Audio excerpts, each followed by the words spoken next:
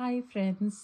आज मैं आपसे बात करने वाली हूँ कर्मा के बारे में कि आप कर्म इसके बारे में आप क्या सोचते हैं।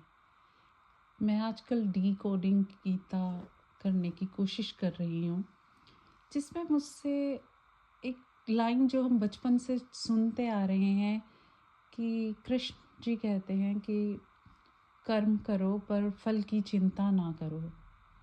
जब मैं बचपन में ये लाइन सुनती थी तो मुझे बहुत अजीब लगता था, क्योंकि इतनी समझ नहीं थी कि कर्म करो फल की चिंता क्यों ना करो। फल तो चाहिए हमें अपना, अगर हम कर्म करेंगे तो उसका फल हमें चाहिए। पर थोड़े बड़े हुए तो समझ में आया, जितनी थोड़ी बहुत नॉलेज थी तो समझ में आया कि कर्म करें फल की चिंता ना करें, कि फल जो है वो आउटकम है, वो अपने आप से होगा। हम अब कर्म करेंगे तो हमें फल की चिंता ही नहीं करनी, क्योंकि वो अपने आप से आ जाएगा हमारे पास। तो हम बॉदर ना करें कि हमारे रिज़ल्ट क्या आएंगे। जैसे हम एग्ज़ाम देते हैं तो हम पास होंगे ही होंगे, अगर हमने अच्छा करा है तो हमें सोचने की ज़रूरत नहीं है कि हमारे मार्क्स क्या आएंगे, तो हमें फ्रूट क्या मिलेगा, फल क्या मिलेगा उसका। कि कर्म करो तो फल उसका अपने आप से आएगा। पर अभी रिसेंटली मैं ऐसे ही काफ़ी चीज़ें करते करते मैंने एक महात्मा से सुना, जो ये कह रहे थे कि कर्म इज़ ऐसा चीज़ है जिसे आप समझ ही नहीं सकते, कि आपकी इतनी कैपेसिटी ही नहीं है कि आप कर्म को समझें। क्योंकि कर्म एक ऐसा है कि वो आपकी सोच से, आपके कुछ करने से, वो कर्मास बहुत बड़ा है, इट्स वास्ट।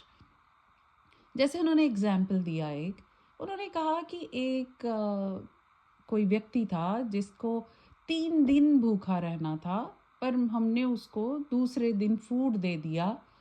तो उसका वो जो कर्मा था वो कटा नहीं, और उसमें हमने अपना जो है इंटरफेयर करके हमने उस कर्मास को ख़राब कर दिया। अब उस कर्मा के ख़राब का जो फल है वो हमें भी मिलेगा और उसे भी मिलेगा, क्योंकि वो कर्म ख़त्म ही नहीं हुआ।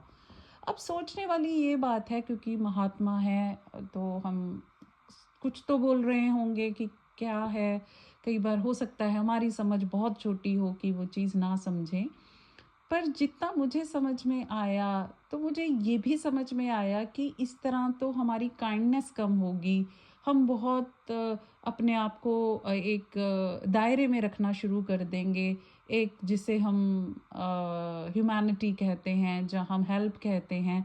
तो हम किसी की नहीं करेंगे, हमें लगेगा कि हम उसके कर्माज में तो नहीं हमारी एडमिशन हो चुकी है।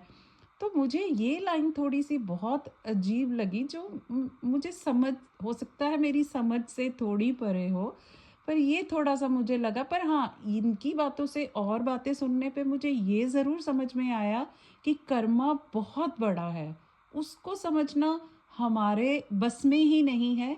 तो कृष्ण जी ये ज़रूर कहते हैं कि कर्म करो, फल की चिंता ना करो। कर्मस हम सब अपनी इंटेलिजेंसी से करते हैं, पर फल किस हिसाब से मिलेगा, कैसे मिलेगा, तो वो थोड़ा समझना बहुत मुश्किल है। अगर आपको लगता है कि कर्मस की कोई और डेफिनेशन, या इस जो लाइन है गीता की कि कर्म करें और फल की चिंता हम ना करें, अगर आप इसको किसी और तरीके से सोचते हैं तो प्लीज़ कमेंट में मेरे साथ शेयर करें, ताकि मेरी जो ये डी कोडिंग गीता है वो मेरे हिसाब से है, जो आने वाले टाइम में आपसे शेयर करूँगी। तो आप मुझे ज़रूर बताएं, और धन्यवाद टाइम देने के लिए, और हो सके तो सब्सक्राइब करें। Thank you so much.